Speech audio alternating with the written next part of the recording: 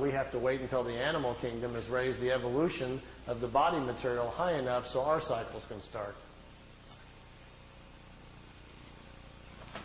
Okay.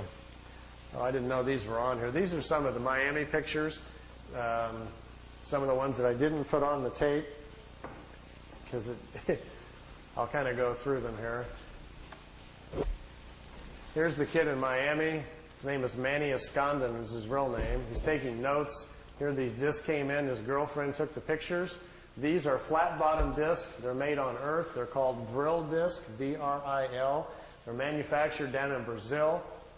They also have a factory down in New Schwabenland in Antarctica. Here's another picture. There's a news copter came in. Look at the first 3 discs. When they see the copter, they start to turn invisible or put their shields up. And the first 3 crafts, they go out in a series, are just becoming invisible when you snap the picture. It was taken with a Polaroid at a 30th of a second, so it caught it right in the minute of going out there. These discs were designed by German technology in the late 40s. The first ones we know of that were tested out were probably around 47 or 48. They're called Vril levitation devices. As you can see, they actually fly quite well. Notice the nice V formation. Being typical earthbound Air Force pilots, they're still flying in formation. We understand this technology a little bit because intelligence has shot down some of their ships, learned how they're doing it. And when you hear rumors about how the Americans are building flying discs, what we're doing is playing catch-up to the German technology that's been around since the 40s. Their technology has accelerated tremendously. They make 2 different types of levitation devices. That's what we're doing out at Area 51. We manufacture the devices in San Diego. They're put together by General Electric. We test them at Area 51. Here's the German disc parked down on the ground at a facility down in Brazil.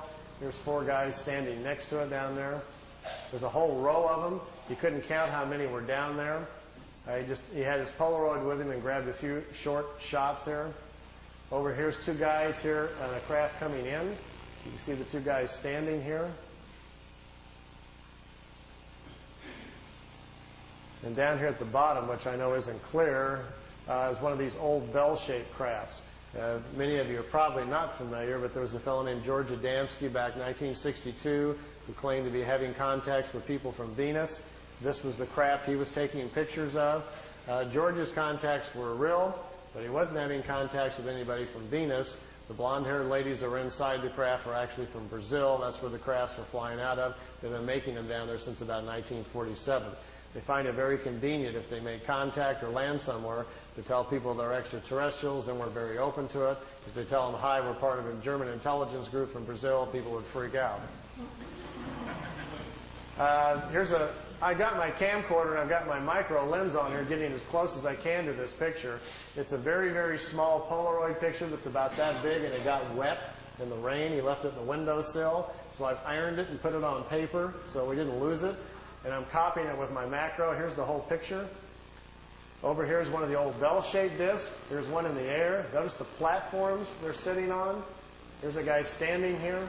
There's a guy over here just coming out of this disc. I'm trying to get real close to the bottom of it here so we can see what they're like. This is an area, if you look on a map, I've got a little videotape over there if you're interested in learning more about this information, called Space Cities.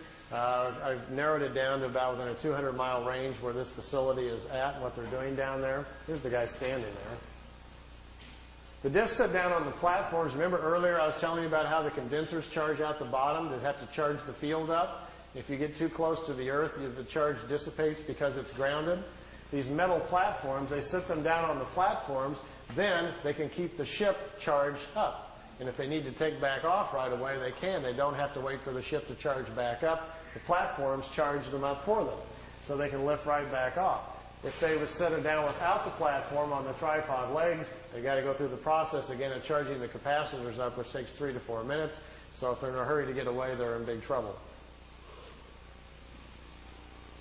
These old bell-shaped discs actually have 3 Mercedes-Benz truck engines in them, driving the magnetic field. This was their first design that they made. This was the first ones that the Germans built. These craft here were under consideration, and they were working on them in the end of World War II. When you hear about Hitler's secret weapon at the World War II, if you go back and look at the newspapers, that's what he was talking about. They were in hopes they would get these things up and working, and they would still have a chance then to win the war.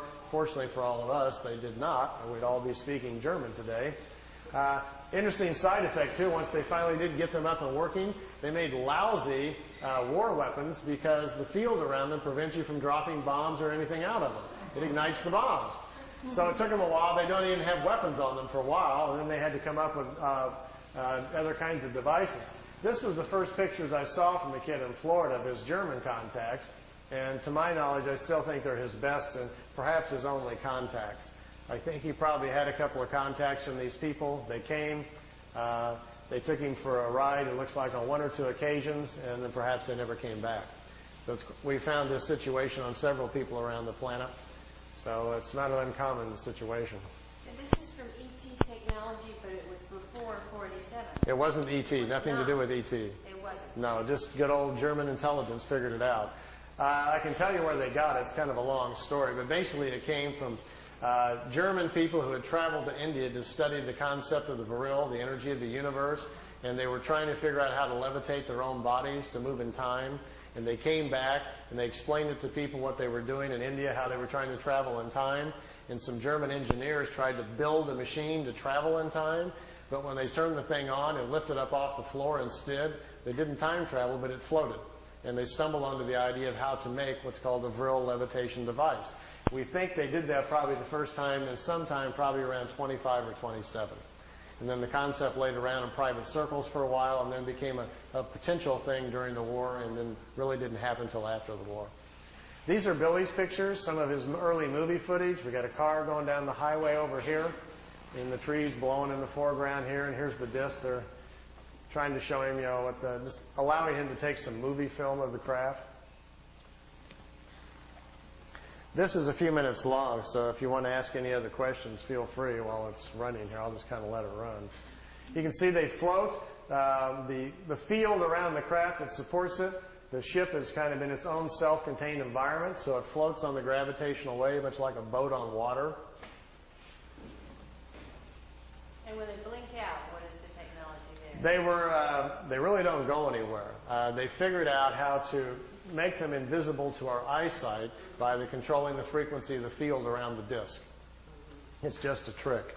They set the field up to a certain frequency. It bends reflected light. We can't see it.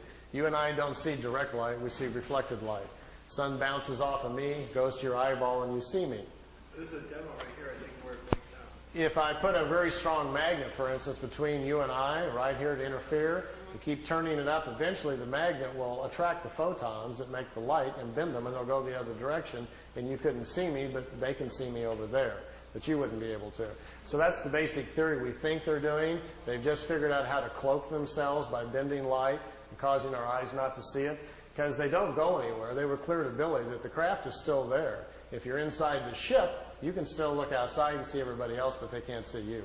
And yet we can see objects beyond them. There, it blinks out.